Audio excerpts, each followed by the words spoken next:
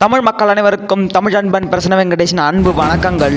இது நமது தமிழர் வரலாறு அறிவோம் சங்க இலக்கிய சுவடுகள் பகுதி 3. இன்று நாம் காண இருக்கும் தலைப்பு 10 பாட்டு நூல்கள்.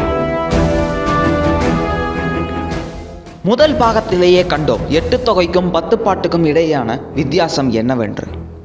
8 தொகை என்பது தொகுக்கப்பட்ட பாடல்களின் தொகுப்பே தவிர 10 பாட்டு என்பது ஒரு நீண்ட பாடலை ஒரே நூலாக ஆக்கப்பட்டது. அந்த 10 பாட்டு என்பது 10 பாடல்களை கொண்டது என்பதையும் நாம் ஏற்கனவே கண்டோம். அவை யாவை என்பதற்கு ஒரு தனிப்பாடல் அமைக்கப்பட்டிருக்கிறது.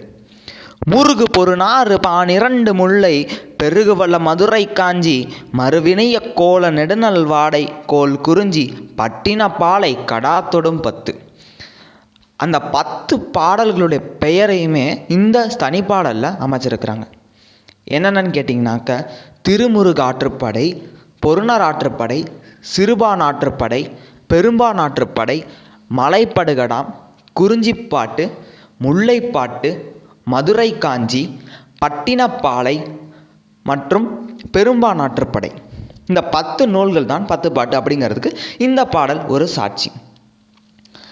இந்த நூல்களை யார் யார் பாடினாங்க அப்படின்னு பார்க்க போனோம்னாக்க திருமுருகாற்றுப்படையையும் நெடுநல்வாடையையும் நக்கீரர் பாடியிருக்கிறார். பொருணராற்றுப்படையை முடத்தாம கண்ணியாரும், சிறுபானாற்றுப்படையை நத்தத்தனார் அப்படிங்கிறவரும், முல்லைப்பாட்டை நப்பூதனாரும், மதுரை காஞ்சிய மாங்குடி மருதனாரும், குறிஞ்சிப்பாட்டை கபிலரும், பட்டினப்பாலையும் பெரும்பானாற்றுப்படை 2 நூல்களையுமே கடியலூர் உருத்திரங்கண்ணனாரும், மலைப்படுகடாம் அப்படிங்கிற நூலை பெருங்கௌசிகனார் அப்படிங்கிற ஒரு புலவரும் பாடியிருக்கிறாங்க.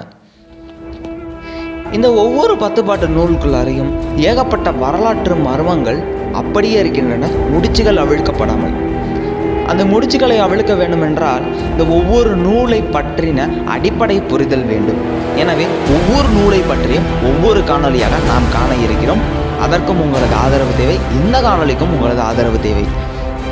இந்த காணொலி உங்களுக்கு பிடித்திருந்தால் அனைவருடனும் பகிருங்கள். இது ஒரு சிறிய காணொலி, அதனால் அனைவரும் முழுமையாக பார்ப்பீர்கள் என்று நினைக்கிறேன். வாழ்க தமிழ், வளர்க தமிழர். நன்றி, வணக்கம்.